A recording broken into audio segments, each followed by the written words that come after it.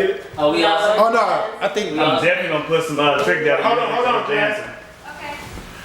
I ain't gonna lie, I think he's a bitch. Sing Lily Rock. Sing it, John. Oh, I gotta step Come on, back. man. Come on, man. Now you high? Yeah, you're gonna sing it, so it's gonna overweigh everything. Promise house to penthouse. Yeah.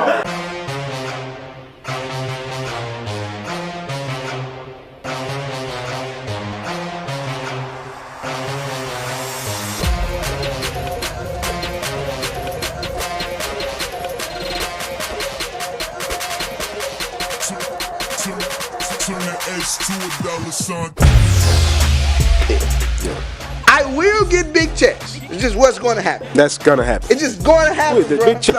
We're going to build your neck, bro. Every day. That's a professional pitcher. I know success, yeah.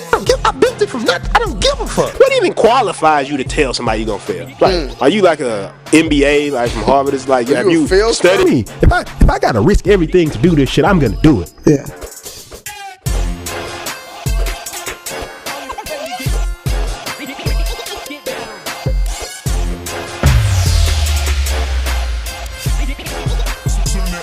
To $1, son. Alright, I need y'all to clap it up. I need it real loud. It's still silent here. I'm talking about everybody in here. I'm gonna introduce your host, the man with the light skin glass himself, the dark skin coming from the light, DJ and Preston. He left me hanging, but it's alright, cause this being an Avenger right now. I don't know what's going on. This is seriously extra. We did not plan this.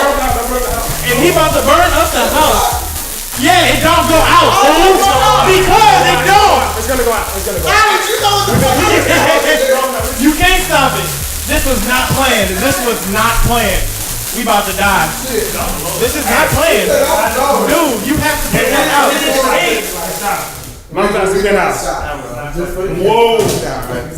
Whoa. Almost died. That was quite the opening. Oh, shit. That was quite the opening. Whew, let me get myself together today. Fuck. We good on the audio today, Alex? First and foremost, what the hell was that? Second and foremost, if this was really a fire, we all would be out of there because I haven't heard. You ain't playing that one out, did you? No. That What I'm shit saying look good is, on paper though. I'm saying, what if that was a real fire in here? We need to get some safety standards for the show. Would have been done. It's no, Mike. We gotta figure that out. And No fire alarm, nothing. no right? smoke detector. Obviously not. We just You know they got you into it. Yeah, well, now you know. What a way to tell you. Yeah. So Josh just moved in, and Yeah, you don't tell people everything. yeah. That's Of an course, old trade that's not in the secret. lease. Come on, come on, we just playing. I know somebody like I knew it, but woo. Yeah, man. First and foremost, I mastered the podcast couch. You see, I'm very comfortable today. Watch And this. look at my mic. Before Jazz says anything, she's like, "Oh, you always blocking yourself with the mic." Here it is. It's not blocking. And now this I'm camera good. can see me. Lunga, you can see me. The Quan can see me. So yeah. Yeah, and last episode, I was in the editing room, and I noticed that my toes were all in the all of the last shot. So at this point, it's just like one of them things where it's like, I got all y'all this time. Y'all don't gotta look at my feet, and that's just what it is. That was natural. You was trying to show comfort, and Yeah. of course, Rule Zero, which once again, if you're playing the home game, The you know home what game, Rule Zero not the is. game, the home game. The home game. Where you You should know what never, Rule Zero is. You should never give a damn. Who knows what Rule Zero is? No fucks. No. Well, she's right. She's right. Correct. No fucks given. Josh just looks so innocent. It doesn't look like she's supposed to curse. Everybody The way in she here said it, like, I just said no fucks. Right? It's like no. Everybody in here can curse, but when That Jazz was so curses, disrespectful. when Coming up Jazz with big curses, checks, it's though. almost like big checks. It's like you get disappointed. It's almost like you get disappointed if Jazz curse. You're like, no fuck. You're not supposed to curse. Look at Jazz. She's like, what? Are you serious, Jazz?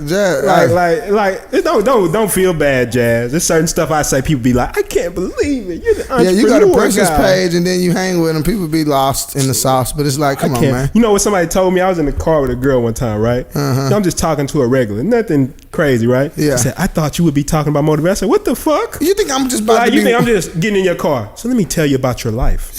Right? What you don't understand when you're going to these clubs, right? Is you're not building your business. Right? You need to be building your business at all times. Like I wake up in the bed, out the bed like, and see the thing you understand, like what the fuck? I'm a regular person, bro. Like, mix it up. Exactly. Man, it's hot in here, man. What you always say? It ain't cold out here. It's not cold. It ain't cold. That's why I'm glad. Being me, I don't really get hot. You see, I'm all black and I'm good. Shut up, bro. Yeah. I believe but you. You asked for the heat. You said, bro, I can't wait till it's summer, bro. I wasn't talking about summertime in the house. We got 15 guys. I know all y'all see is us, but behind us is a bunch of these fucking lights, right? And these lights are hot. No, them LEDs, them not hot. You could go touch one of them. Right, they touch that light. It ain't even hot. It's your mind. He gonna go touch it. Why would you touch it, right? He gonna go touch it, man. What up, P, man? I wanna go ahead and get it popping today, you man. ready? Are you ready? I'm ready. After the intro today, I know this was gonna be an exciting episode. Yeah, this is gonna be a great episode. And I stole that sparkler from the club last weekend. Yeah, so that's gonna be the only one that we have. You was thinking about the show. I was thinking about the show. I like that. I said, give me one of them sparklers, please. Yeah. And they didn't know what it was. And you know, they love you. Okay, DJ. Okay. I was like, yeah, run what them. you need it for? Shut up. Don't worry about that. So let me go ahead and pull up this question, P. What's it for? You was about to do it. I'm not. You know what? I'm not even gonna get on you. No. I was looking at some of the footage with the editing team, and I actually forgot on one of the weeks too. Okay, so don't fault me. So right about now, we're about to go ahead and get into our Mama's House mail, right? Mama's House mail. So we got a question.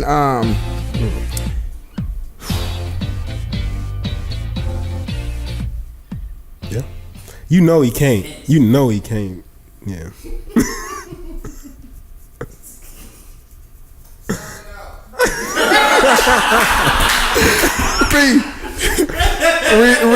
Read that for me, man. Read that question for me, man. Oh shit! Who wrote this? It was. Just read that question for me. I'm just so ready to go. I'm not even gonna say this. Not even your fault. I'm so ready to go, man. I'm so ready to go.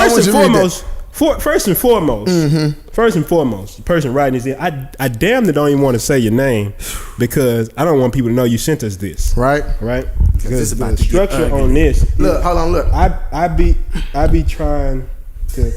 You know what? This is what we gonna do. We gonna improvise. You ready? I know what they trying. I'm gonna call it audible, and I'm gonna paraphrase. Please do, because that was written so horribly. And look, y'all know I be having a hard time reading out here, so I be needing you to send when you send your question. You know what we're gonna do? If you're watching this right now, and instead of course we have our link where you can ask questions. Penthouse. Yeah, below. You can ask your questions there. But I want to encourage you all to leave a few questions on the review under the podcast. It's easy for me to read them that way. Or DM them or anything like that. Okay. But also, I'm gonna tell you to do something that I do all the time. I spell check and use Grammarly. Use Grammarly. It's free. It's 100% free. This is not. But go ahead and phrase it up for them because we don't need to read that whole booklet that they wrote. So this is basically just what my man Carter is saying, right? He said, a lot of times I'm going out. That's not how he said it, but a lot of times I'm going out and I'm trying to get sales. And I noticed that I can get the first meeting, but I never can get the sales after that. What would you recommend to somebody who's trying to get sales, and how do you think I can acquire more sales after the initial follow-up? So this is a very technical question today. Yeah. And I'm glad that when you showed me this, I'm glad Carter misspelled all of them words because now I don't feel that bad. Yeah. Okay, because but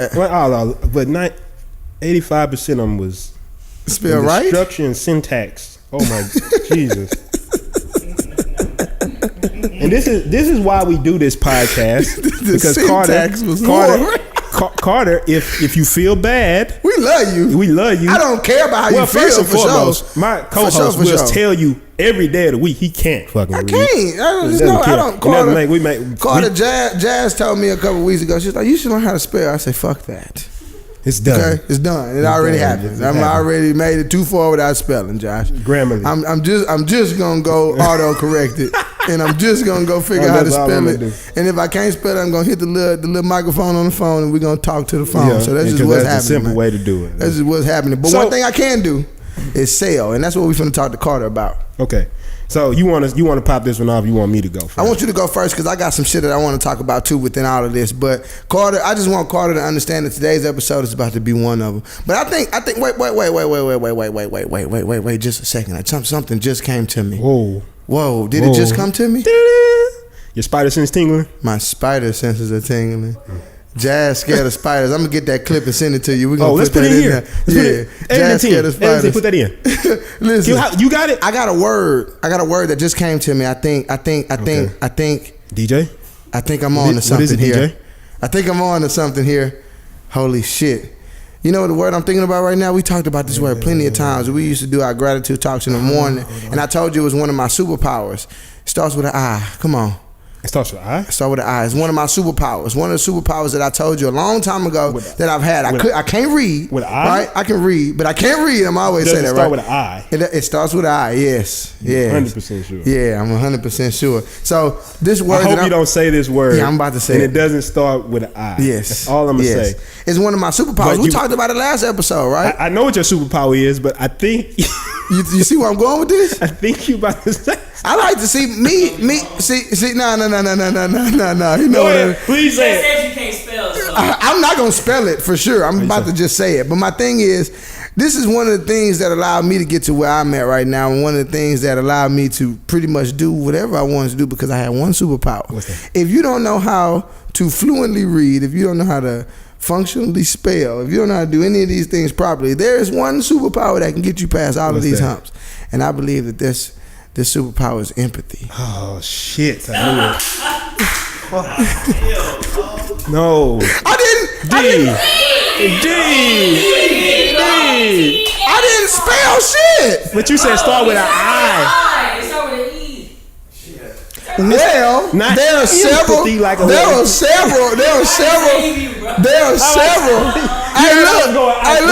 Whatever you do, don't cut this out. Number one, everybody in the house. I got you. Before we get, I got you. Listen, look, this is what I know. You running up a bunch of money, bro. He said no. Listen, fam. Hey, can you see my face? Yeah, I know what that means. And it's done. It's done. Let me ask you this though, with this superpower that you've acquired. Let me ask the audience a question. Let me ask you watching at home a question. Mike feel like the podcast messed up because I smelled the road. A bunch of money. And I'm going there today. I promise you. Shit. This is the audio good. This is legit. It's gonna be one of them episodes. This is legit. This is it. This is the $1 million skill. Because I promise you, while everybody's out here talking about how they closes and they sell and they make money and they do all this type of stuff, I guarantee you that everybody I've ever seen that's been really, never mind, I don't what was going on back there. I guarantee you, anybody who's been really at the elite level, understands how to employ this word you just talked about. Empathy, not with an I, with an E. With an E. Love you though. But I love you though, because we already established that so many episodes. Come on, I told you way before. Empathy. Yes. If you want to make a ton of money, if you want to be somebody who has a large amount of influence in the world, a strong social network, a leader of an organization, you want to be somebody who's at the top of any industry, someone who's the leader in business, and somebody who most importantly racks up tons of sales that make you a lot of money, meaning you take money from people's pocket and put it in your pocket. You need to have some fucking empathy. What does that mean? So let's sum it up with it, right? The easiest way to look at empathy is being able to put yourself in somebody else's shoes. That's just the basic, simple definition of empathy. Okay. But I think what I want to go into, and I want you to start this off because this has always been your superpower. Yeah. I want to talk about some things I've actually learned recently as we've been building the ad agency up. Like I talked about a lot of the skills that have allowed us to, like we're on the way to being a 6-figure ad agency, right? Oh yeah. So the thing is, OTW. I know a big thing with that has to do with learning that sales process and learning how to empathize with clients and stuff like that in order to make it where we can get money. Because it's not, I know people talk about getting money, but it's not all about just getting money.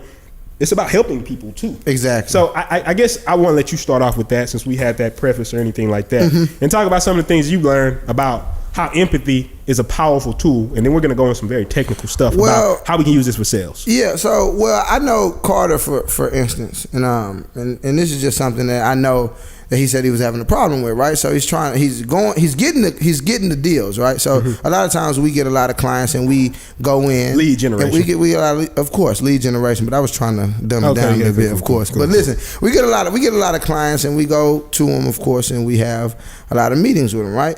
But it's the follow up that matters. Like it's the only problem that he's having, right? So one of the things that I know I'm good at is like, okay, for instance, there's a client who wants to meet is a client who's very busy, right?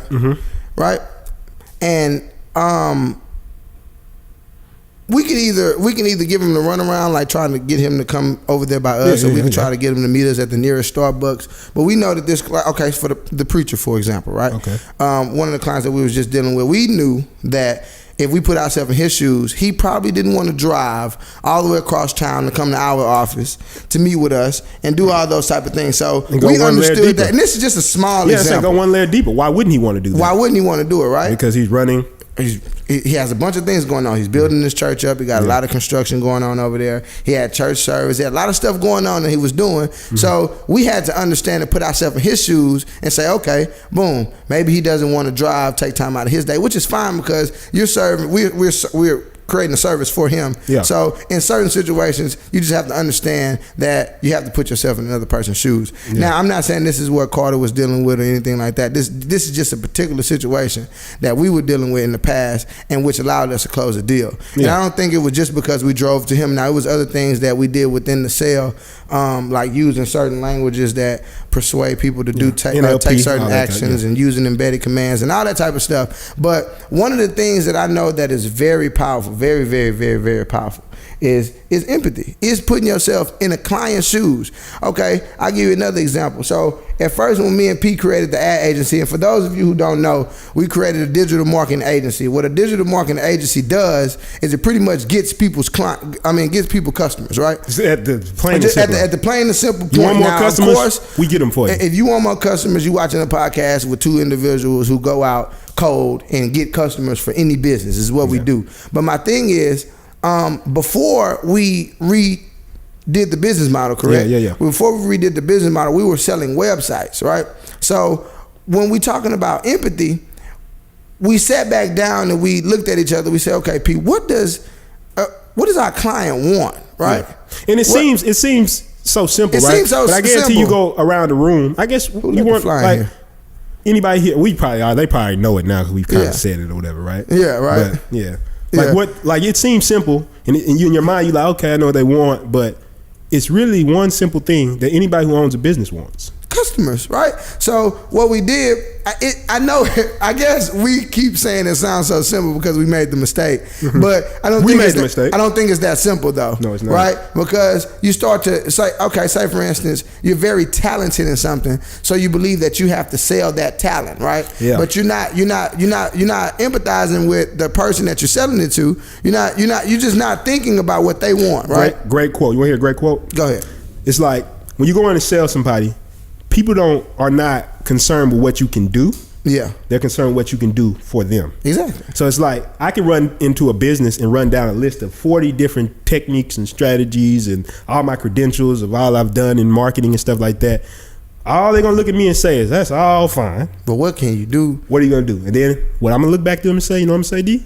I'm going to get you customers. They're going to say, that's cool. You could have left all that other shit out. Right.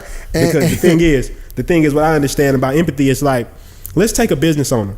As an entrepreneur, I believe I can sell to entrepreneurs because I get that journey, right? Mm-hmm. I get what it's like. You're in a position. I'm coming into your store. I'm coming into your restaurant. I'm coming into your medical practice. I'm coming into your real estate practice. Anything. And your job every day, maybe you got multiple employees, is to make sure that you're getting payroll, to make sure that you're responsible for the people, to make sure that you come through for your team.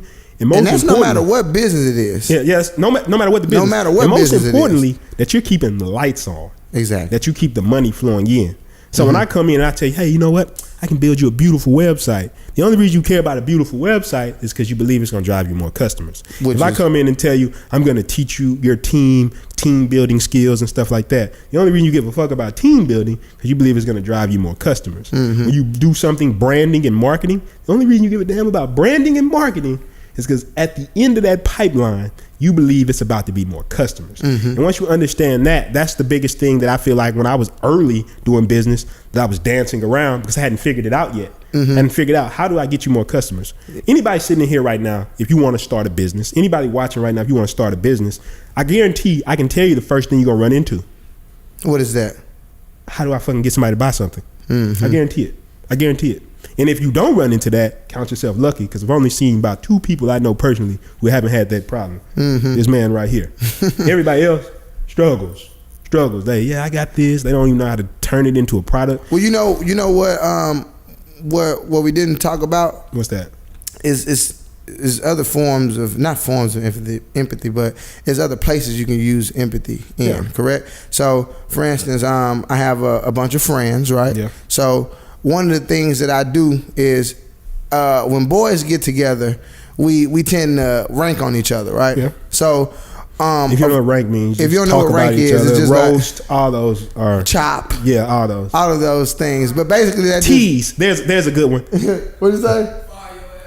Fire your ass up.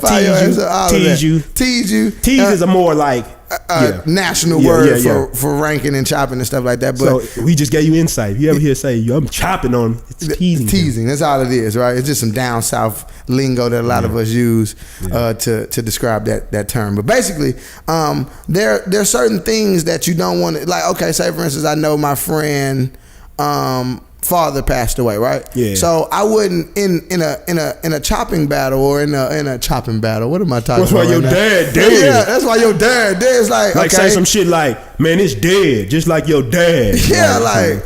Bro, I have. Quick side note, you want to know some fucked up thing me and my little brother used to say? Yeah. We was like, what if you was like the meanest boyfriend ever, right? It's like, you say, it's so fucked up. Said, so girls like come to you, right? Yeah. Like, yeah, my grandmother just passed away. He said, I don't know about that, but this relationship finna pass away. It's like, oh, that's not even funny.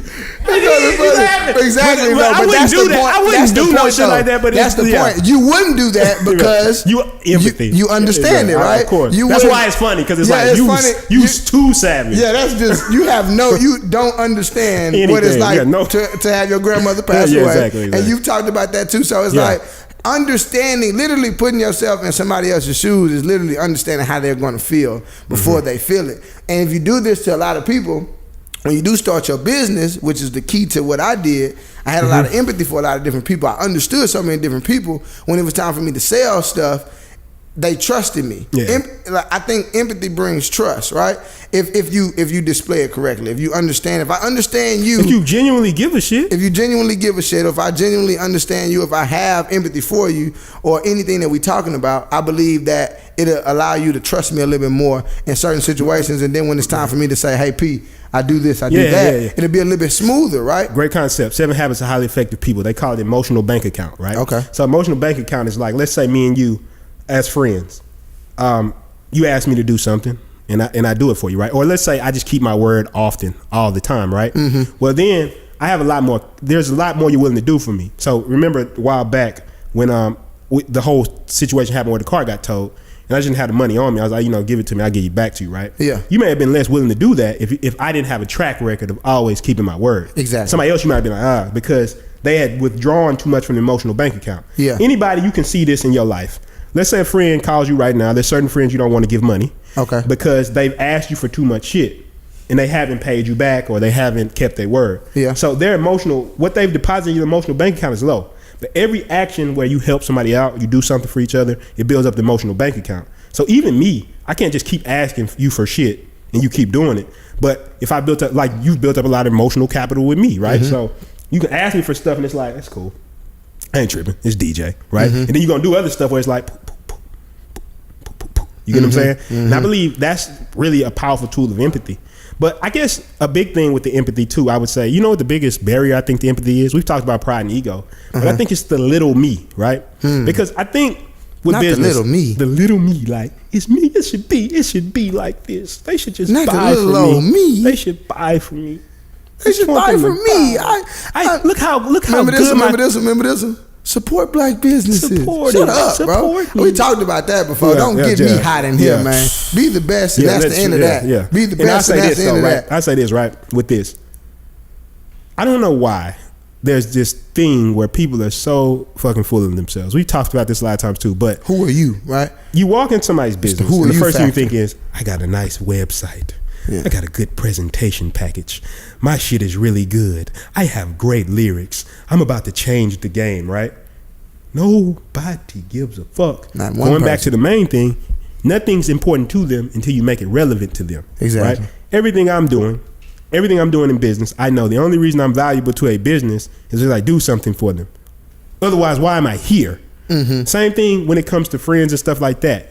I don't like you. This may sound crazy, but even a friend, if the value you give to them is entertainment, and what I mean like that is just a good energy around them, that's a value you provide for them. You have certain friends, and I've cut off all these friends in my life, or I try to, that are always negative. Yeah. And every time you pick up the phone, it's, oh man, draining you the life never out of you, believe right? what happened to me, bro. It's like the world's so fucked up, bro. All these motherfucking corporations and shit, they just won't let us make it and shit. Like that type of shit to me, I'm like, that's cool that you want to do that, but I'm saying I'm out here actually taking action. Yeah. So the whole point is, even give that a person damn. can't empathize with you. I'll give you another prime example. Lately, as we've been getting bigger, the show's been doing well, people hit my inbox, right?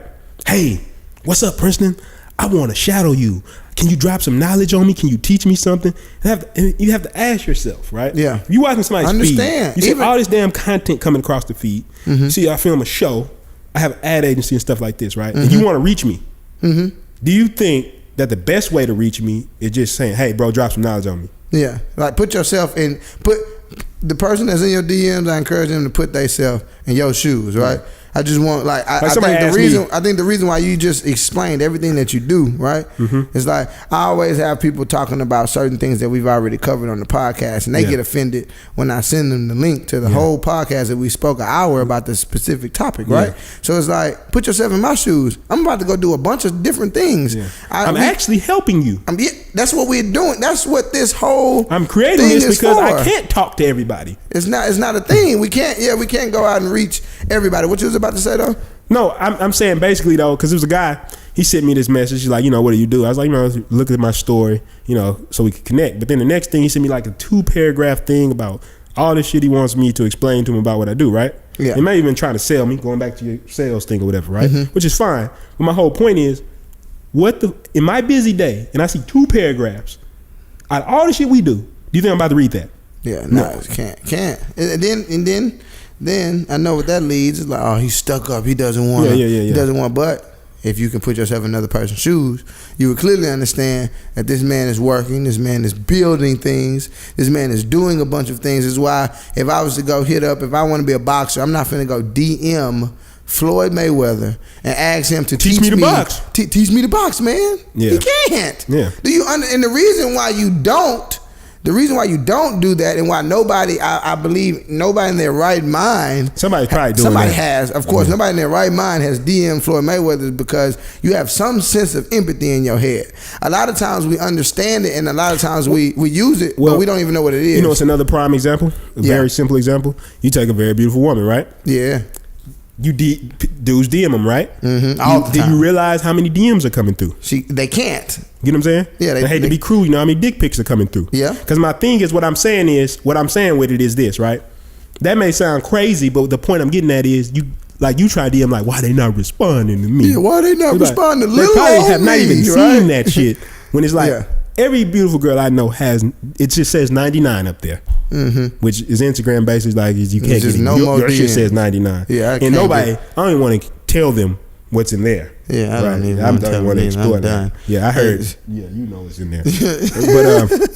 but my whole point is, I think that's the whole point. And I think what I want to do with that is get very practical, right? Yeah, Get very practical, because I came to this realization about sales, right? Okay. And it's the whole idea, and I think that everybody watching this can benefit from this epiphany I had about what is sales about.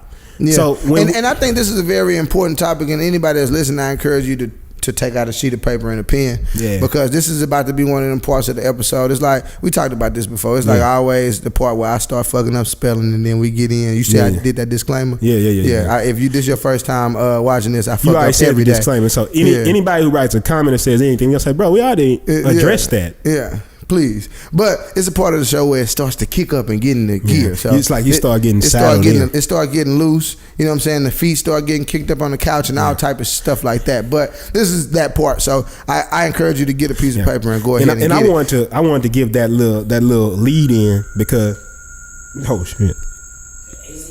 Yeah. The alien is back. Alien's back. Lunga alien. The Lungaverse. That's one of them things right there. Holy shit. Holy like you hear shit. Well, yeah. Shit was about to get real. Shit was about to get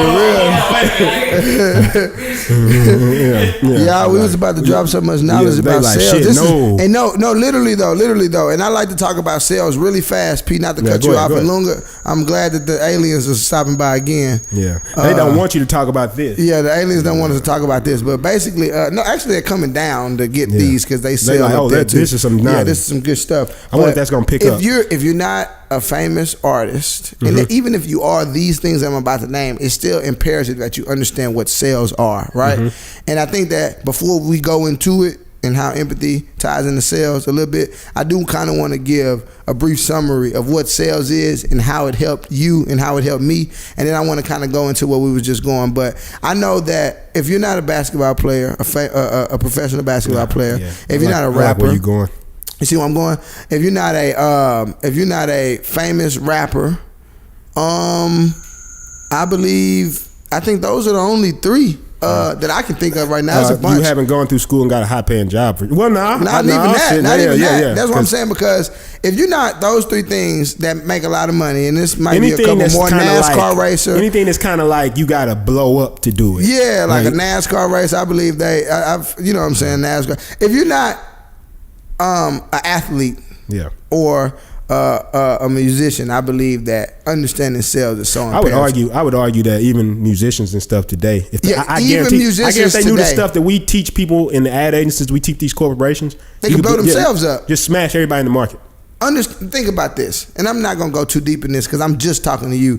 This might fly over a lot of people here, but if an artist understood search engine optimization Instagram optimization, because that was a new thing that we just found out about, and nobody even talks about this. Your top marketers, your top social media agency owners, they don't know. I think they understand Instagram optimization, but they don't have a term for it. Yeah. And I think IGO is something that's very, very, very, very. I can't spell, but I know my Instagram and my social media shit, right? But I know IGO is the future, and if an artist could understand how to optimize IGO and get his stuff going, it would be no reason. You'll get more attention there. Yes, but that's just my I just want to hammer on how important sales are, because I heard this. There's nobody in the world who has a better future than the person who can sell.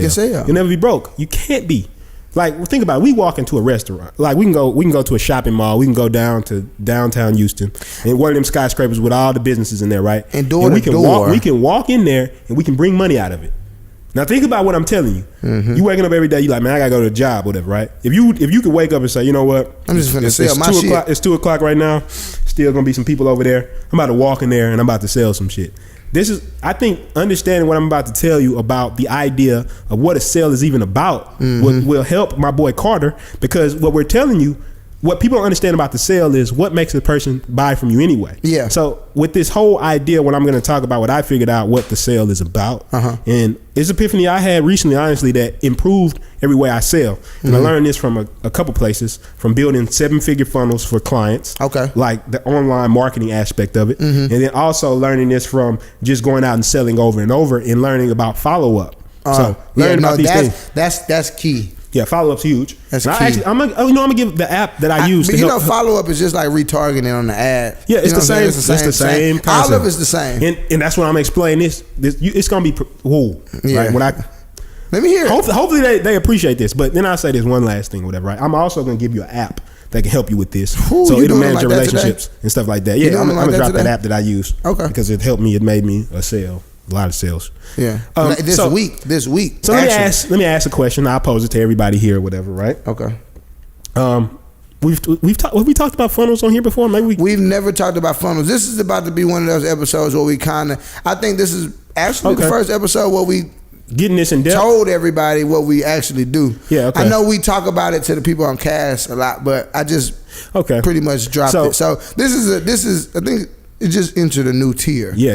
I think it just happened. Sales funnel, basically a sales funnel. The best way I could try to explain it quickly is like when you make a sale, there's steps that you have to take to get the sale. So you have to meet a person initially, right? Yes. Maybe you have to meet with them again to set up a presentation or tell them about your services.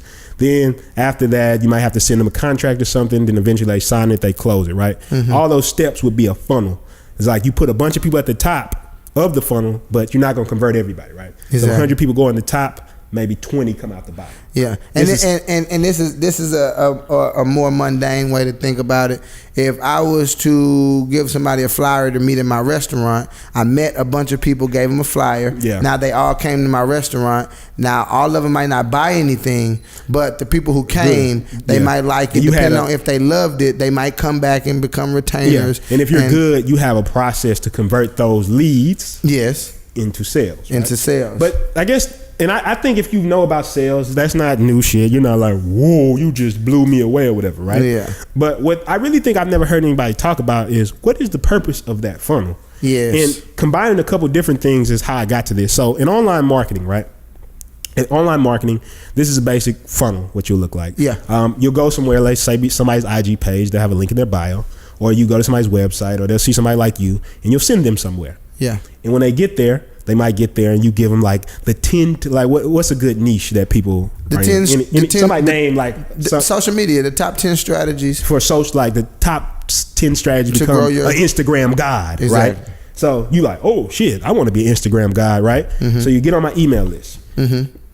I get your email, so you get on my email list. Mm-hmm. So now this is free game, guys. The thing is, this is where people mess it up though, right? Free game. When you get on an email list, the problem is people don't know what the fuck to do with that lead after that, right? Exactly. And there's a process. There's a set of emails you can send these people to convert them into a buying customer. Exactly. But the whole point is that's step one. Then you go through this process of them getting to know you, getting to trust you, getting to like you, and then eventually they'll buy from you. So the first question I'll pose to anybody: who do we buy from? Anybody? Who do we buy from? I can answer that. Anybody? Mike Wallace, right? He sells. He sells, of course, right? Yeah, well, Mike sells. Yeah. So my thing is, when we think about a sales funnel, actually, right? the top seller. Yeah, he is.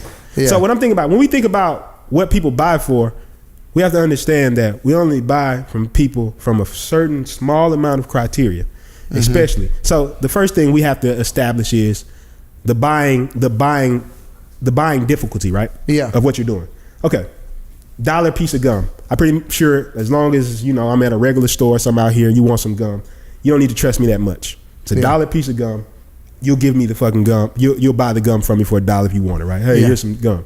I don't need to know anything about your background. I don't need to know your history. I don't need to know your company. Yeah. It's a $1 piece of gum. There's not a large investment on you. But let's flip that around and say, hey, man, I got a product, $10,000 you're trying to buy. A month, too. Yeah, $10,000 a month you're trying to buy. No. No, not at all. I don't even know who the fuck you are and if you can do what you say, right? So what I learned from this process is what we're doing is we're trying to build 3 things that I believe that we try to build in the process of the sales funnel. Carter, right? that's for you. So first thing we're trying to build is value. Exactly. That's the V word. Nobody gives a fuck about what you can do, once again, until it's relevant to them, right? So in our sales funnel, we might be doing stuff like educating our clients, telling them certain stuff, challenging assumptions that they may believe, or giving them knowledge that can help them in their business, right? Exactly. Also, we want them to like us or build comfort. So when you're comfortable with somebody, you're more likely to purchase. I find that when I get a client, it's easier to get that client to purchase something else from me than it is to get a whole new client because they haven't built this thing. And the last thing I would say is authority. You know what the fuck you're talking about, right? So my whole thing is when I realized what the whole sales funnel is, where most people make the mistake is they try to make the sale instead of building those three things. And I feel like with activity of anything you're doing in business, if you understand that your whole goal in building a sales funnel is to build that relationship that builds value, authority, and comfort. Value, authority, and comfort. Because this is the thing, right? No matter what it is, if I come into your business and the first thing I do is I bring you something that shows you how you can improve your business, right? I say, look, you don't got to buy nothing from me. I just audited your business. I like what you do. I audited a bunch of businesses around. Here's something that can improve your business, right? You can have it. You can have it. I just, hey, here's my card. You don't have to call me. Really, you can get this to your people who are doing your stuff, and you be like, and then they can just damn, implement it. This dude came and gave me some value, or whatever, right? But one thing that I noticed with doing what we do, right?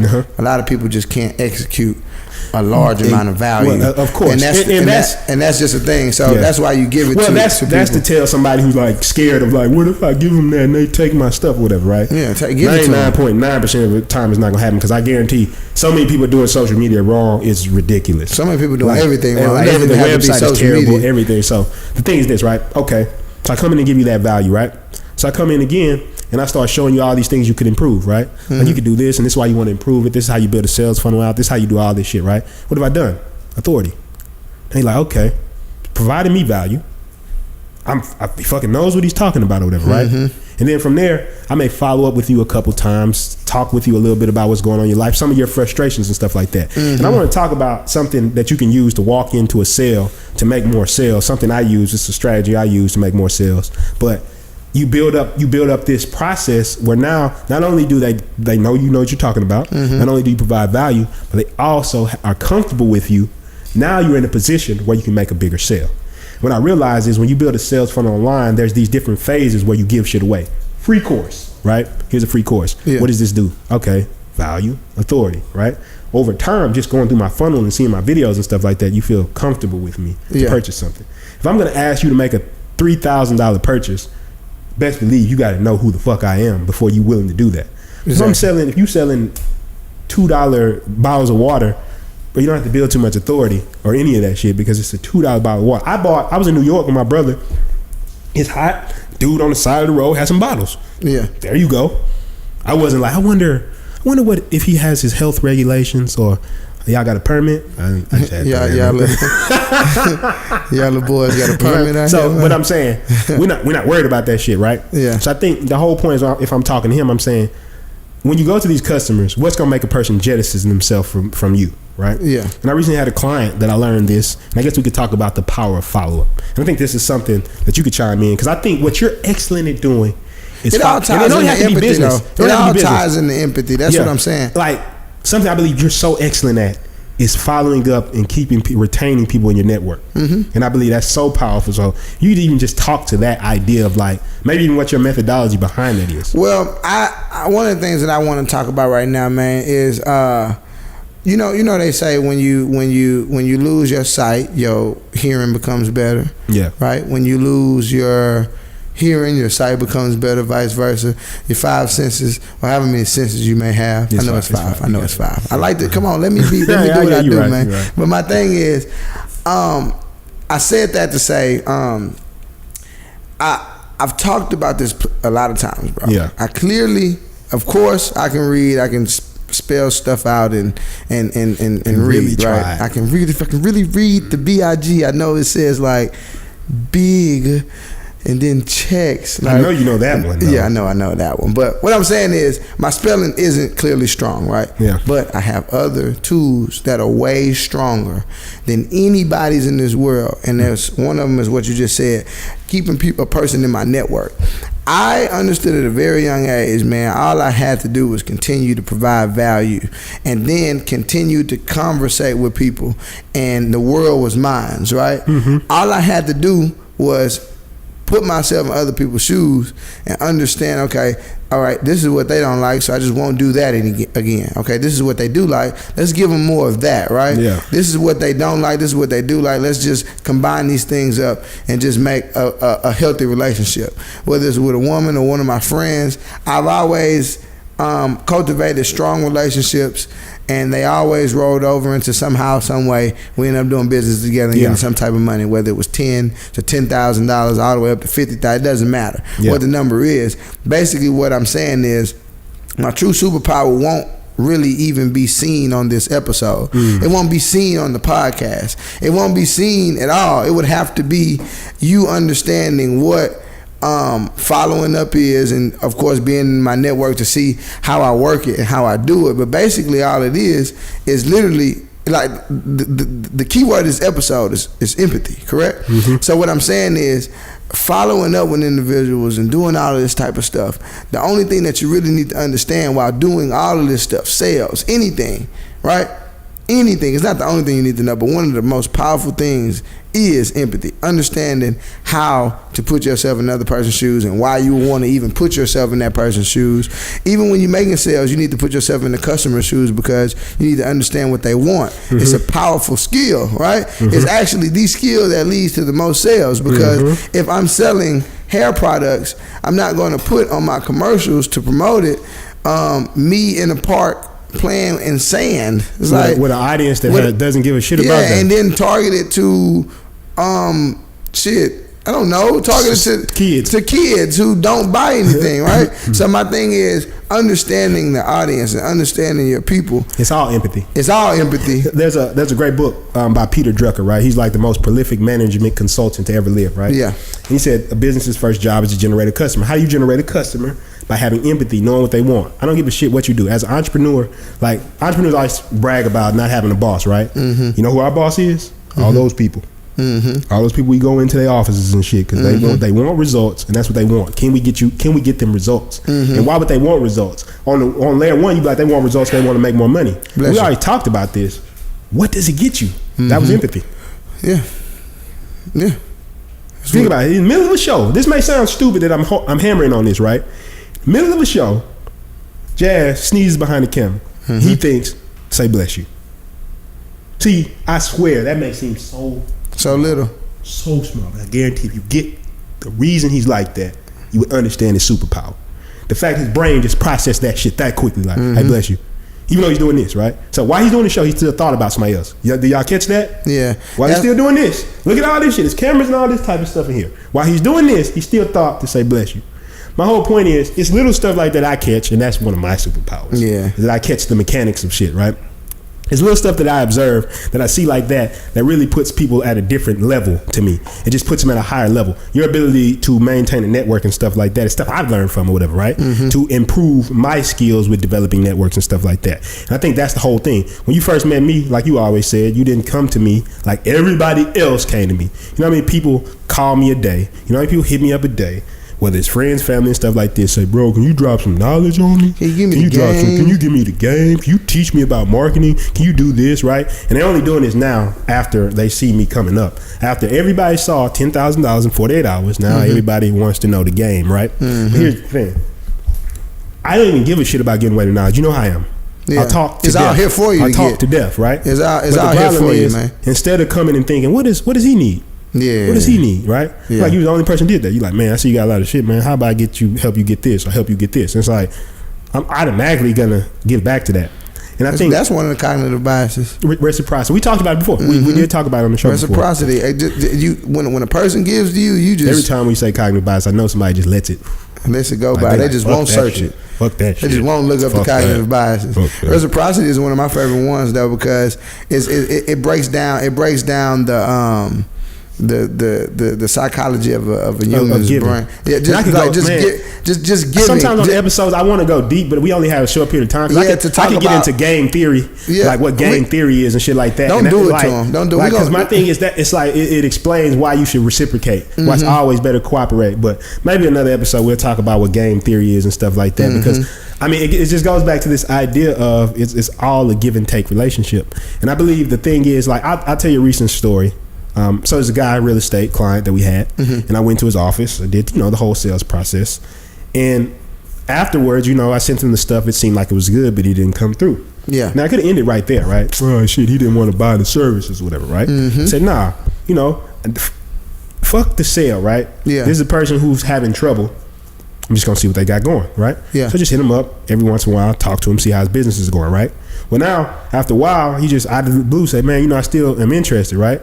So then I just followed up and tell him some of the new stuff we had under the new business model, right? And now that client has the possibility of coming back. So we're talking about clients, and we have clients that can range anywhere from $1,000 to $10,000, $15,000, $25,000 a month, plus. right? So think about it. We got a client that's potentially a $25,000 shift. Maybe not. To be fair, if you're watching, being skeptical, but possibly a $25,000 shift, because when you come into our business, that's going to grow. That's our whole right? business model, to get you to pay us that. A $25,000 shift, because I was willing to do it. A couple text messages and a couple phone calls.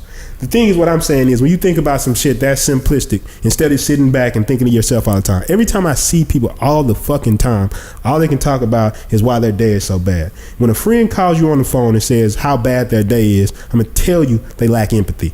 Because maybe your day is bad, right? Yeah, what about your day? And the funny thing is, when you see what other people talking about, reciprocity, reciprocation. If I called you and said, "Hey man, DJ, what's going on with you, man? How's your day been? Everything okay with you?" And you like, "Yeah, this going on, all this type of stuff."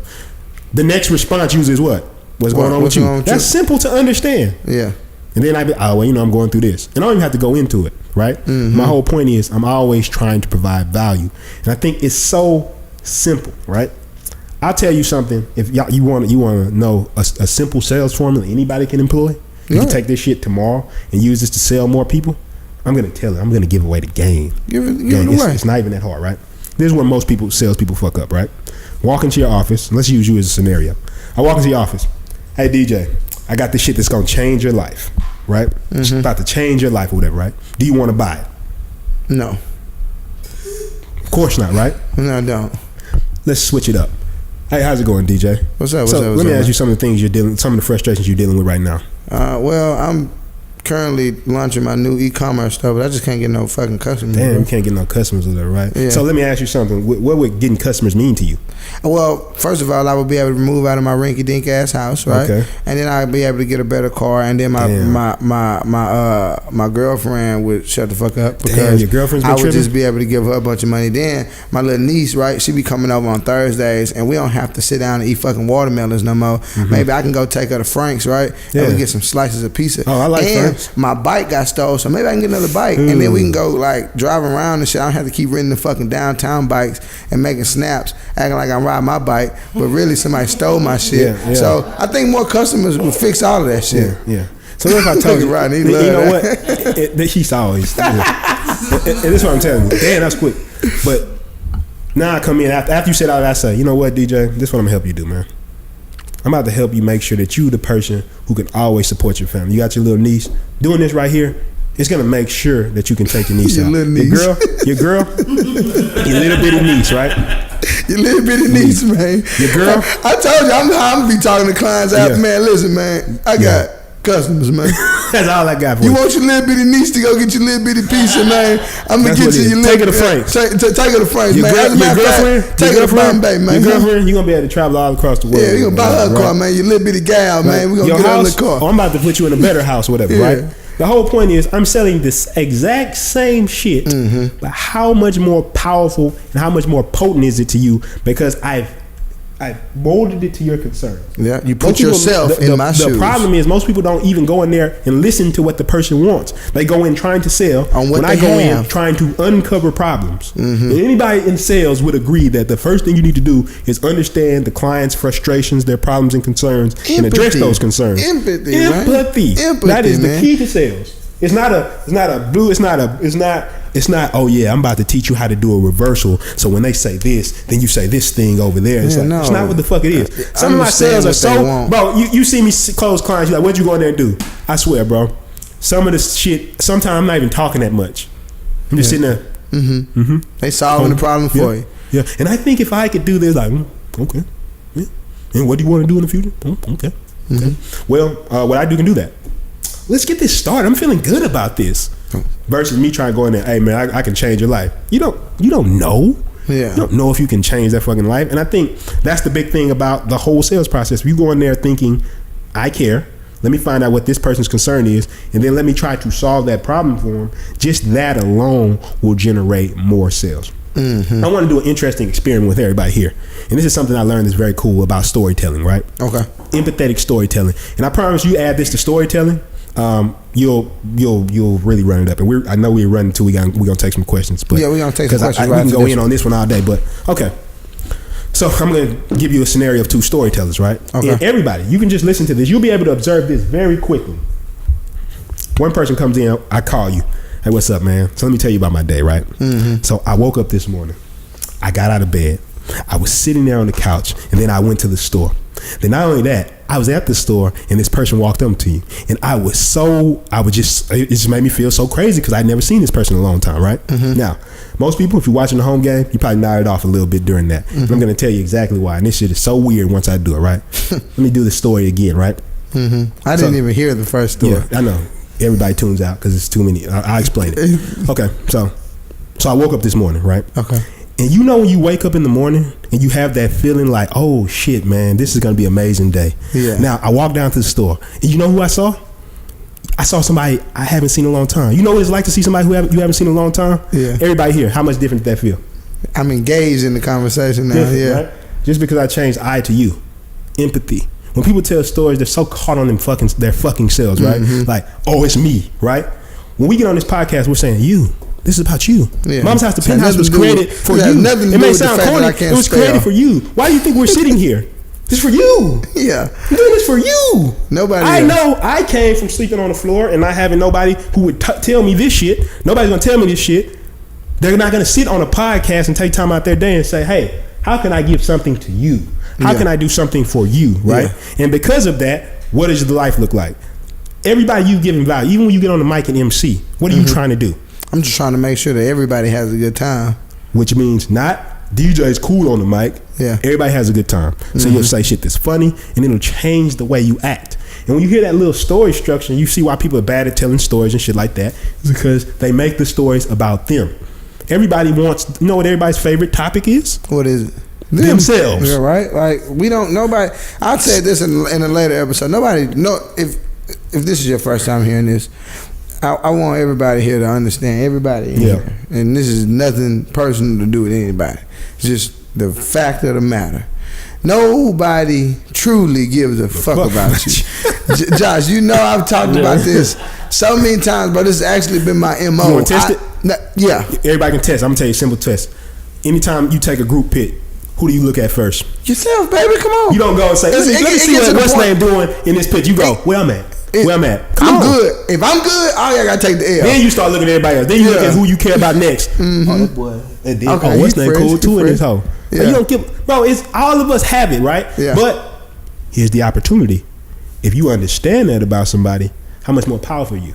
The reason I believe I've been able to influence so many people is because I know it. Yeah, I know you. When I walk up and talk to you, I know you thinking about yourself. Mm-hmm. And if I'm the only person who has enough empathy to say, oh, you know what?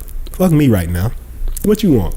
Mm-hmm. You're going to give me the world. Mm-hmm. So when you're not taking time to follow up with clients, you're not thinking about them. This person is going through a situation. They've come to you, or they're willing to take a meeting with you because they're having a problem. Mm-hmm. If I tell you I can get you more customers, you didn't bring me in here because it's necessary you want to make more money. It's like you said, what will that money do? Mm-hmm. What will this do? If they have something that's going on in their business that's not making them any money, what is this costing them? Exactly. Maybe they have a son at home. They're trying to put their son through college or something like that. And you coming in, being able to solve that problem for you, what's the value of you then? Yeah. If you're able to solve that problem. And I think the whole thing is what I've learned from sales is like, once you learn to take yourself out of the equation, once you stop saying, bro, once you stop having your ego about, man, I'm so great and I'm so big and I'm so this, then it completely changes the way you act and behave. And I guess you want to get some final thoughts on that before we take some questions from the audience. I know.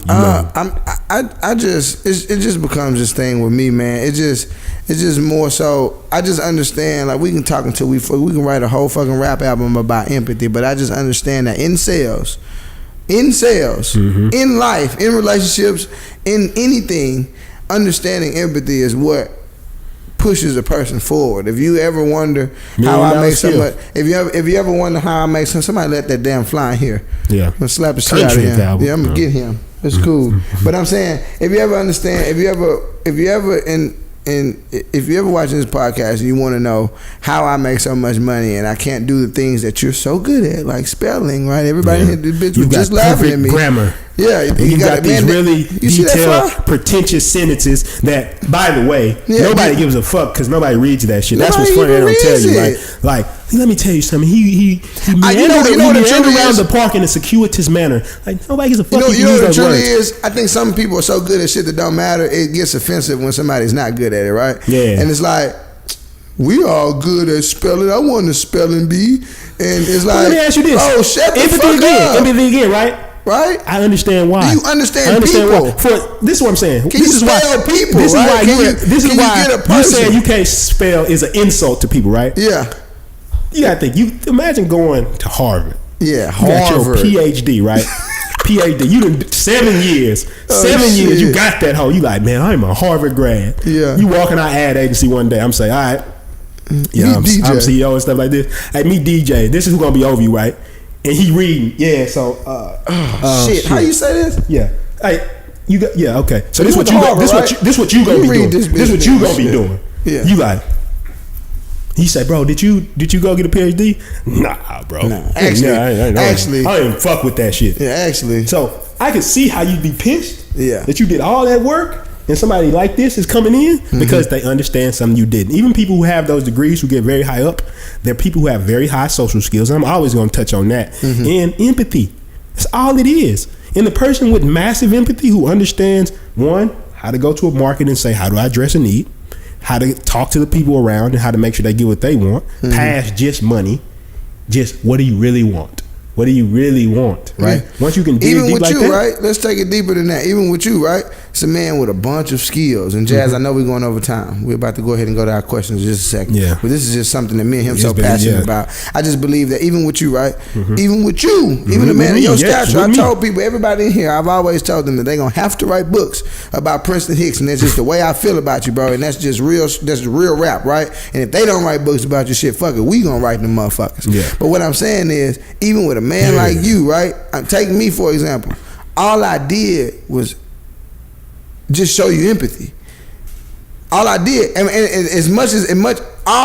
and provided value, just like you would do in any sale and anything in the world, right? Even with people, even with my friends, right? All I do is show them empathy and provide them value, bro. Yeah. I don't need to know I don't need to know no mathematics for that shit. I don't need to read 3 million books for that shit. It's just something that I believe that as I grow older and as I get older and as I live more life, I start to realize what people just don't have. Yeah, but right? I forgot what it's called. I can't think of the term right now. It's like when you see something so many times, you don't see it anymore because like you're blind to. It's like you don't see a light switch every day because you're just like you see it so much. Right? This is why empathy is so powerful, right? Like you said with me. Do you know how many people come up to me and want me to teach them shit now? Yeah. Like think about it. Every day. Every day. Literally every day. DM every day. How many family members? I go to a family function. I'm in here trying to get my favorite cake. You come up to the juice bowl. Hey, cuz, I'm really trying to do some business shit. It's like, bro, it's like, bro, you lacking complete fucking empathy. I be at a party somewhere. Yeah, I'm in there. I could be in that shirt on my head. Hey, bro, I've been watching you on Instagram. I'm trying to do some business with you. Can you teach me some shit? It's like, I'm turned up right now. Bro, you see what we're at? Yeah. I don't give a fuck about that right now. Yeah. But you have no empathy because you're so worried about what? What can that person give me? Yeah. What can I get from them? Yeah. You don't even think about, hey, bro, you turned up. I see you sweating. You need some water? Yeah, let me get. You know how much more I would talk to a person that brought me some pineapple juice while I was talking on the microphone in the club? Just out the blue. Hey, bro, I see you was hot. Goddamn pineapple juice, man. Now, people may laugh like, oh, he brought pineapple juice, but you would remember. But I would remember him, and I would actually start conversating with him because now, one of the cognitive biases, reciprocity. Why everybody else came up to you? Why everybody else trying to ask me what I need? They trying to ask me, can I teach them something about social media? Can I teach them IGO, Instagram optimization? Can I teach them coding? I want to learn HTML, I want to learn HTMLD. I want to learn CSS. I want to learn PHP. Can you teach me neuro-linguistic programming? I seen you do that for sales and it works. Can you teach me empathy? I want to empathize with people. I want to do this. How about you just bring me some fucking pineapple juice and now I owe you something? Then all of a sudden, one fucking fucking pineapple juice and taught you the entire game. The entire play because you just kept bringing the person value. And you gonna be a dude talking back like, how did you get in with DJ? And he was hot at the DJ booth. And I brought him some pineapple juice, man. Why? Because he's fucking hot, man. And that's all, folks. But listen, Pete, I want to go ahead and go into our next section because I know we're well over time right now, but I just love this podcast, so I don't give a fuck. I feel like I just been feeling good about these last episodes because I just really feel like we've been digging deep on some concepts, some of the questions we be getting, and once again, empathy, solving people's problems. Yeah. So once again, let's get some people's problems from the crowd. Let's get some questions. So who wants to go first? All right, perfect. Hold on. Wait. We gotta do it. Got you do it. Yeah. Just walk over there. Just walk over there. Okay. No. I'm coming to you. You stay over there. We got to make it as natural as possible. You can even get Lunga. You can get all of that shit. Yeah, it's cool. It's good. Yeah. Lunga, you can stay right there. I want it all to be as natural as possible. Is Rodney mic on? Is it on? I just turned it on. Is it recording? It is. Okay. So everybody, we have a young man here, up and coming artist, Josh. Go ahead and give it to him real. All right, man. So, how long did it take you to realize empathy is the key ingredient, or have you always known? That's a really good one. Well, for me, I think I can answer that. Like I told you at the beginning, it was I lacked certain things like spelling and mathematics and fucking anything within school. I didn't know how to do it, but I understood that if I gave a person something. Like in college, I cheated my whole way through. But I feel like for me, I deserve a even higher grade because I went above and beyond for so many different people to get what I needed. Yeah. And what this taught me at a very young age, even in high school and even in middle school, right? Because I'm so open about it now because I'm currently making money. So I understand that none of that shit matters. So that's why I speak so profoundly on it now. But what I'm saying is, I never had a lot of tools that all of my peers had in my specific echo group.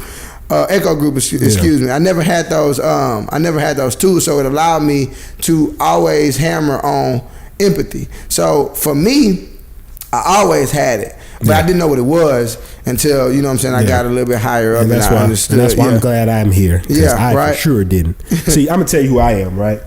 I'm the smartest person you want to know. And I don't mean that. I mean that being very sarcastic. I want everybody to know that. I'm being very sarcastic when I say that. Because for me, what it was, it actually took a crisis to happen in my life. Shit. Right? And that's what I say, like, I always go back to the sleeping on the floor and having a dream saying you create the world around you, because what it was for me was when I got to the point where I could no longer hold on to the ego, that's when I understood, damn, it's about understanding other people. People don't give a fuck that I'm smart. As much as cool as it is, as you can get into a debate with a friend, right? You can tear their arguments down, talk about how they stupid, about how you smarter than them and shit like that, right? What you realize is nobody gives a fuck that you smart. That's very hard for people to get and understand. Nobody cares. Nobody cares that I'm smart until I did what? Start using that intelligence to help other people. And I put together something that can help another person. Now my intelligence matters. So the same thing when it comes for me. It took me damn near 6 years to understand this because I was so fixated on my intelligence. I've always been one of those people who's just too fucking smart, right? Adults, when I was like 15 years old, adults be talking to me like, oh my God, he's not smarter than me. I went into people's offices, maybe business contacts that had money. They could help me out. And I just, because they couldn't talk the language I talk, I feel like I was above them. So I was like, I ain't working with them. They not smart as me or whatever, right? Because I didn't understand. They understood what you understood. It was empathy. And that's why they were in a position. When I met Matthew Knowles, I don't give a fuck what people say about him, whatever, right? I understood, technically, I probably could talk circles around him, right? I'm not saying that because he's definitely done a lot more than I've done, right? I just want that to be very clear. But the point I'm saying is, I understand where he's at because he understood people. He understood people at a level I didn't understand people. So what I'm saying, it took me a long time, but I think once you understand that it's something that can definitely be learned, and it just takes you taking a little bit of time when any situation, you're starting small, right? Any situation, to ask yourself, before I think about, like, even if I'm arguing with somebody, I think about if I tear somebody's argument down, because I'm very good at it. Yeah. Very good at it. All the shit I could talk about, logical fallacies, ad hominem, slippery slopes, all the different logical fallacies you can hit somebody with to disrupt all their arguments, and right? This is all about in debating, right? Yeah, debating. So Look up logical fallacies. It's a bunch of them. So I know about the different methods and modes of debate, all that type of shit. I know what rhetoric is. I know all the shit. Jazz and T just left from a whole debate retreat. You know what I'm saying? All that shit that you want to know. The different methods, Aristotle, like I know it. Yeah. I can beat you in a debate. Yeah. Even if I'm wrong. Right. I want that to really set in.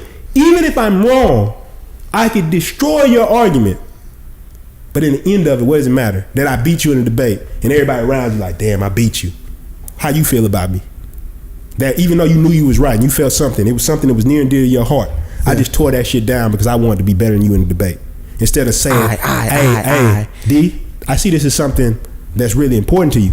Instead of trying to empathize with you, see what your side of it is first, and then maybe give you a better way to think about it. I just beat your ass in a debate, and now you don't fuck with me. I think once I understood that, you start alienating people, and then you get to a point where you can't work with other people. You get to the point where you're not moving up in life. Then you realize, well, shit, bro, it's always empathy. It's nothing else. You're not gonna move up without it. You just not. You gonna hit a wall, and then you're gonna end up going back to those same people. And guess what's gonna happen? Somebody with empathy gonna pull your ass out the bottom, and then you gonna finally realize, damn, somebody did this shit for me. Somebody gave a fuck about me. And that's the only reason I can sit here. So, Mike, you got a question for us? You go over there, Mike. Actually, hold on. The boy from the West Coast, Killer Mike. Wait. Let T get the camera on. Oh, okay. We got one more question. Okay, your boy Killer Mike from the West Coast. Let them know. So my question would be, we got a returning guest. As a business owner, how do you still withhold empathy and know that you have to deal with someone that you may have to fire? You talking about for the like employee? Employee. Yes. Have a note. Yeah. How do you have empathy for somebody you might have to fire? Is what you're asking, right? Yeah. You want to take that one first? How do you have empathy for somebody that you know that you know you're going to have to fire? Yes. Is this because of they have to go? They have to because of something they did, or because the business is suffering? No, because of something they did. Oh, I don't have empathy for those people. I would add what's name. You fucked up. It depends on what they did, right? I think no, that's solid. I'd like solid. shit. What you want me to do? I'm with that. Care that you stole some money from the interest. You know what I'm saying? In the interest, because I actually had a friend of mine had that problem, right? Yeah. It was. I don't want to say the company because of what it is, right? Yeah. But it's a very close friend of mine. He had this problem, and he said that he came from a background that was similar to him, so he had a problem letting that employee go. Yeah. So he's from the hood and shit like this, so he's trying to give him opportunity. So he had trouble letting him go. We talked about this. Yeah. And the thing is, what I'm saying, I think what it is this. This is how I look at it, right? Why did he have to leave? Because, bro, it's like, okay, let me say it like this. Say you have a business where you have to dress a certain way. Okay. And you have to walk into other businesses. Okay. And this person had no care for the company. Did he consistently? Well, then what's up? Yeah, no, I'm I feel you though. The emotion. I feel so what I'm saying is, I believe that it all starts with the proper expectations, right? Yeah. There's a difference. When you say somebody you have to let go, that has already answered the question, which is they have to be let go. Yeah. I'm saying the thing is, I have empathy for them because what I'm saying is only empathy I could have is to give them some advice, and they don't have to take it. Anytime I've ever had to fire somebody, it's never just been get the fuck out. It's always been, look, man, this is the situation. This is why this is happening. Mm-hmm. I sit down and talk to you. This is why this is happening. This is why I'm letting you go. Because the whole thing is we got a situation. If somebody's disruptive on this set right now, we trying to get something accomplished. This is not about me and you. It's not about, this is about this shit here to me. And I really believe this, right? I know this helps people. Yeah. Because I wish I had it. That's why I wanted to create it. Yeah. I wish I had it. Yeah. Right? So I'm saying, if you're disrupting some shit, I'm going to explain to you, look, bro, we're trying to put something out that's going to help people. Yeah. And you're disrupting the flow of that. Yeah. That's why you have to leave. Yeah. Having empathy. What I'm trying to teach you, though, is, once again, have enough empathy to understand this shit is bigger than you. It's bigger than everybody sitting in here to me. Yeah. So the thing is, having empathy for an employee, it's like, the question is, do they have empathy for what's going on? That's a bigger message and a bigger picture. Question. Because it's hard to have empathy for somebody. Now, if they have a situation where they are not, they were doing well, mm-hmm. and they maybe fell on some hard times, that's different.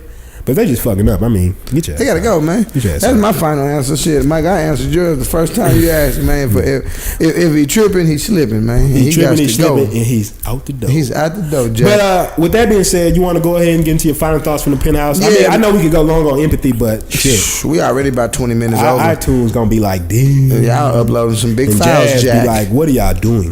Why don't y'all give a time limit? I know. It's been a good episode. I'm gonna actually sit down in the editing booth this week and learn some more stuff. We going to the editing team on Monday. Yeah, Monday. Okay, cool. So my final thoughts from the Penthouse, man. I just believe that empathy is a superpower, and I believe that everybody in this room, even if you want to just practice being more social, if you want to be a person that everyone loves, if you want to be a person that everyone can work with, you want to be a person that everyone's excited to be around, everybody's happy when you come around, nobody's energy is drowned. Because if you understood empathy, you wouldn't even go around people with bad energy, because you understand that the energy that you're giving them just doesn't match the energy that they're trying to give you, so you're actually not even being a fucking asset to the group at this point. So it's just like understanding empathy will actually change everything. I know we talked about empathy within sales today, but if you understand empathy, I think your relationships with friends will just be way more better. You'll understand that if your friend just doesn't like you to smoke around them, just don't do it. Or not even smoke. It could be anything. It could be drinking. It could be fucking anything, right? Or the person might understand that you like to smoke, so they just need to deal with it, y'all right? both can find the common ground. Just find the common ground. Hey, don't do it over here. Do it down there. Or don't, whatever it is, whatever the situation may be, I just believe that understanding each other and really understanding, putting yourself in another person's shoes is just a superpower that I just believe is damn near better than flying, if you ask me. It is. You know what I'm saying? So, P, your final thoughts on the Penthouse? Yeah, I like that, because I think that's the biggest thing I learned about empathy. I know it's the $1 million skill, because I see the difference in my life before I had empathy for people and after. It's just so much simpler to get things done, and everybody's benefiting and win-win. One of the things I've always heard, 7 habits of highly effective people, and I think I've talked about this before: seek first to understand, then be understood. Look for win-win solutions to things, right? Which means that everybody wins in a situation. To me, when I look at people who are very intelligent, I have a lot of empathy for those people, because I understand what they're going through. You're so fucking intelligent. You feel like nobody's on your level. You feel like nobody's as smart as you, right? And you're still not getting out of life what you feel like you should. It's like your intelligence doesn't match your bank account. And I'm telling you, the only thing that's gonna make your bank account go up, the only thing that's gonna make your relationships go up, it's only gonna make your career go. I don't give a fuck what you're doing. The only thing that's gonna make that go up is if you understand how to interact and work with other people. I don't care what that is. You don't even have to be an entrepreneur. I'm saying just in life. If you want to have a great social circle, you're going to need to learn empathy. If you want to make a ton of money, piles of cash flowing in, 2 pieces up like DJ every day, you're going to need to understand empathy. If you want to be able to build a successful business that drives millions of dollars of revenue a year, then you're going to need to understand empathy. There's no other skill like that people lack. People who lack this, you'll see their life either stagnant, plateau. They get to a certain point, they can't get any higher. But people who have this, it seems like they get into situations where it's like, damn, you got to $1 million client so quick, where this person's been working years to try to build up their credentials and their stats. With $1 million client, they just like you, so they like, hey, I'm gonna do business with you. Give you the money. And it's like you. And it baffles people all the time why this happens. How can a person who can't read and you know what I mean by, you know how I fuck with you. Speak it, man. I don't give How can a person who can't read, man. how is he closing $1 million clients? How is he closing deals that are $2,000, $3,000, $4,000, $6,000, $7,000, right, and above, right? How is he doing that? Wow, you have all the skills he does not have, and you can't get somebody to pay $100 for what you have. 100. How is that even possible? 100. I believe that's what I believe about empathy. So I'm gonna leave him with one more thing before we go, and I'm gonna give him my Instagram name, and then you can get yours, and then we can get up out of here. We were well over time. I'll say this though, Go ahead. Sales though, right? If I'm talking to Carter about sales, whatever, right? The reason you don't get sales is because you have to show the people that you really give a fuck about them. I was going around the same lane. Oh, okay. I wasn't, but we out of time, and that's just what it is, man. So follow me. Look at everybody like, shit, here he go finna spell some shit again. Follow me on Instagram at Country Cowboy with 2 Y's. I shall not spell anything anymore, because at this point, you already know what the fuck is going on, and I think that acronym is U Y Okay. Yeah. stop. Ooh, that's difficult for somebody who can speak. I said that acronym starts with U and starts with a Y. I'm horrible at this. All right, but yeah. Empathy? What you say? Empathy. Empathy. Empathy.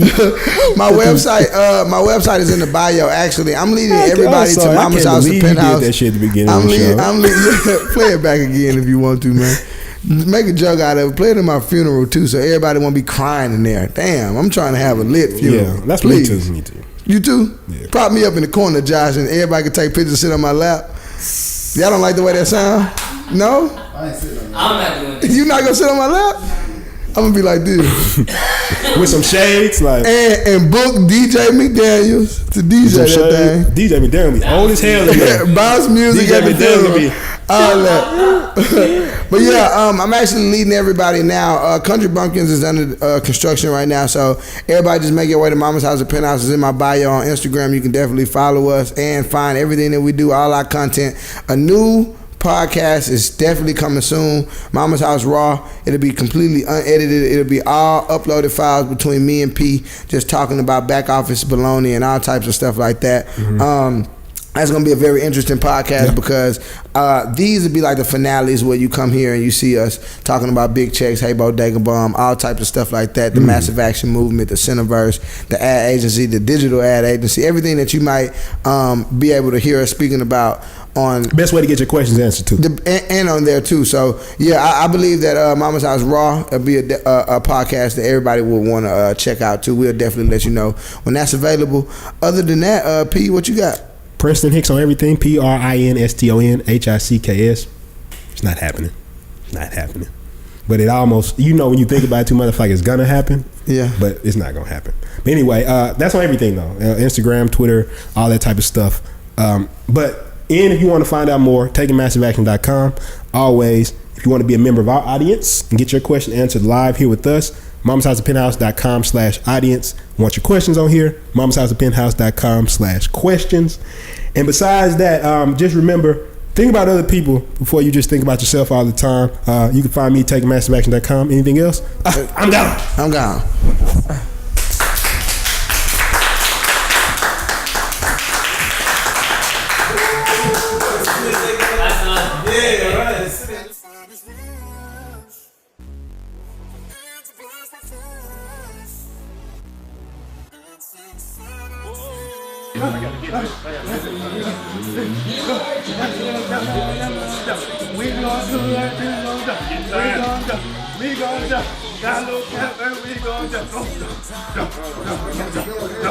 Well, if you go creep on somebody 4 years back on their timeline, you wouldn't trust them either.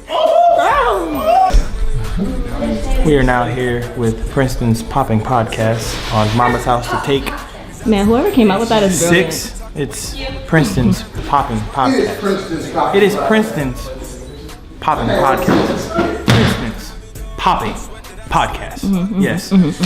I am your host, proud liaison, Rodney Charles Mason.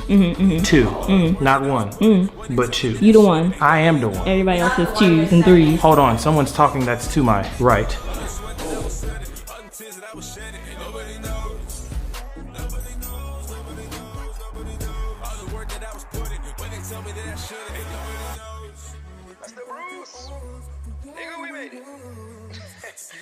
Nah, man, bro, I remember locking in all hours of the night with you back in Houston, man. The grind was real. And even back then, man, in your Curious Keys days, I always knew you had that gift, something special about you. Man, continue to be great and inspired. Dreams really do come true, and only